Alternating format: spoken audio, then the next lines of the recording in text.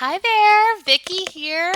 So today I was trying to do the other remaining sort of setup necessary in the garden, and that does before I plant, and that is namely getting a hose long enough and in the right place so that I can actually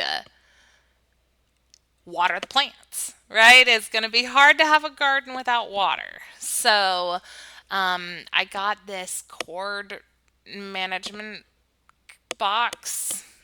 Don't really know the best way to describe it, but anywho, it's a containment system for the hose, and some assembly was required. As per usual, I struggled a little with the directions, but it really wasn't that hard. It's metal, this box, and there were little metal feet that needed to go on, and the directions did not show to how to do that. I think they assumed it would be obvious, but instead I just positioned them in about 20 million different ways before I found the obvious answer. And then it was super easy to just get them in, get them screwed on. I did not bring a screwdriver out with me because who thinks they need tools when they're building stuff? I don't know, not me. So yeah, I had to go back to the garage for a screwdriver. It was indeed required for this, um, but very minimal effort in getting this thing together. So got that done. Then I need to put the little handle on, which helps you wind up the hose. Also, just one screw attaching it there. So really easy steps to get the thing assembled. Then it was time for me to attach the hose. Obviously, it needed the hose to connect it to the water supply, and then there's another hose that connects inside. So I grabbed the gray hose, which goes outside, to try to connect it. Um, Fun fact I discovered about the new house today is that there is a water hookup on the other side of the house. Yeah, who knew there was one on both sides? So this one is way closer and way easier, so that's the one I moved it to. That was a great discovery. Then turns out you have to use this black attachment that was in the box because otherwise the hose will not attach. So I didn't know that until I went to plug it in and it did not work. Um, the directions did recommend that you test every time you screw in one of the hoses, that you test to make sure that, you know, the connection is good and water is not just spewing all over the place. Did I do that? Absolutely not. I decided that I should go ahead and just try to get the whole thing assembled and then figure it out. I also didn't untangle the hose or open the box in the right way. Either one, either or, not sure. But I decided to do this while it was attached on the inside, which gave me a lot less options in terms of untangling it.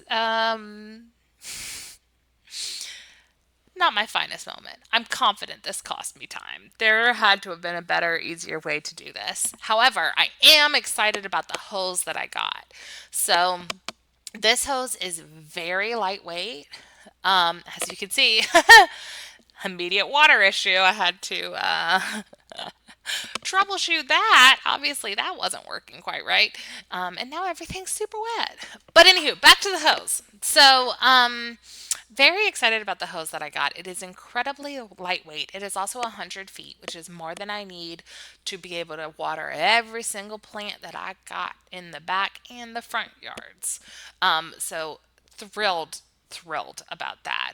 I wanted specifically to get a very lightweight hose because I'm carrying it up and down the hill. And at the end of the day, I just want there to be fewer issues up and down the hill. So I did get the connection at the box fixed. As you can see, it's no longer just spewing water all over the place. But there was a small leak there where the black hose was meeting the gray one. That connection, I had a lot more difficulty getting that undone because, the hoses are flexible with each other.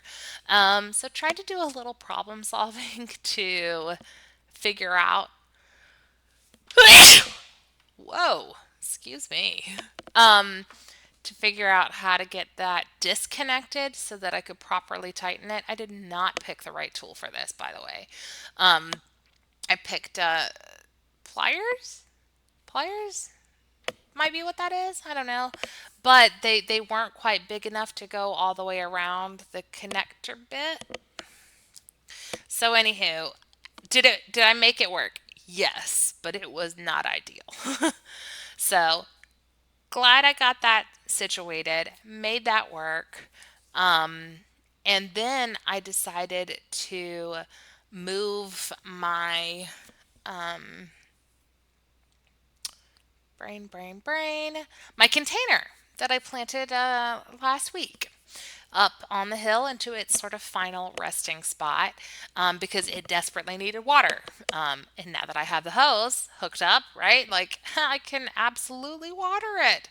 So I wanted to get that set up where it is going to live and then test my new hose out. And it is so lightweight. It was so easy to bring up there, y'all. I'm just incredibly happy with that purchase. The other thing that you might see here on the ground is I do have some fence posts. I went to a store near me that I'm sure many of you have been to before. I had not. It's Tractor Supply. And I got these for $5 each, which I feel is a good price. These are tall, they are metal, they are sturdy, and they will last a lifetime. I'm confident of that. Um, and I could get significantly flimsier posts for the same price at Lowe's. Um, and like, why do that when you can get the durable stuff that you will never have to repurchase? So, very excited about that. I went ahead and watered some of the empty flower beds, empty raised beds as well, just so that I could make sure that I had wet soil before I planted my plants because that was on the agenda for today. So, very excited about that. I did spend a little time trying to figure out how to get this wound up, the hose wound up properly inside. Um, I do not think I did a great job of figuring that part out. Like at first, I just left it kind of poking out the top. I was like, okay, that's weird that they designed it like that, but whatever. Um, and then there was like a little hole in the top of the box. So I tried to put the hose through that, but it didn't fit. And I was like, okay. And then I noticed there was a big square, like letter slot size almost in the front of the box. So I put the hose through there. But of course, there's this like sliding metal rod that is crank with the connected to the crank, which is moving the hose around.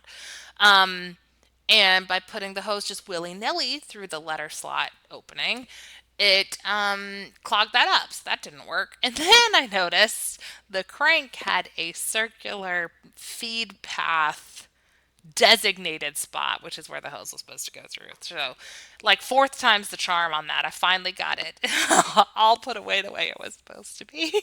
Then I went ahead and mixed in the last 3 bags of perlite into the newest beds. I had talked in my last video about how I had run out and I needed to go to the store, so I got some while I was at the store, and just to make sure that the drainage would be good to go. I don't want any more issues out of the raised beds. So I got that done as well. And so I was finally able to throw away that big black bag that contained all of the debris from where I filled in all 12 of these raised beds. So that was incredibly satisfying. And the next thing that I wanted to work on was getting the posts installed. I'm using these for vining plants. So the tomatoes, cucumbers. I think I'm not going to be planting peas after all this spring, but those beds all need these posts. And my plan is to sort of support the tomatoes, cucumbers with these posts on either side of the bed, and then running twine around the and through the plants and connecting it back to the post as the support system. That's my plan anyway. We'll see how it works. I wanted to make sure that whatever I was using to support the vining plants that it would be durable because of the slope, and also because, as you can see, there's quite a bit of wind that we get, at least in this area. Like overall, I would not say that my area is super windy, but I think because of how the houses are built, and maybe also the slope of the yard, it is a bit windier. So I didn't want to go with anything that would be really flimsy. And I knew that something like a tomato cage that you see at Lowe's, I'm not going to be able to put that in through to the soil in the hill. The soil in the hill is pretty hard and tough, and that meant that any of those type of support systems would just be living in the soil in the raised bed, which is very loose, right? By design. Um, so I just didn't think that was going to be a viable solution. Hence, I'm trying this out. We'll see how it goes.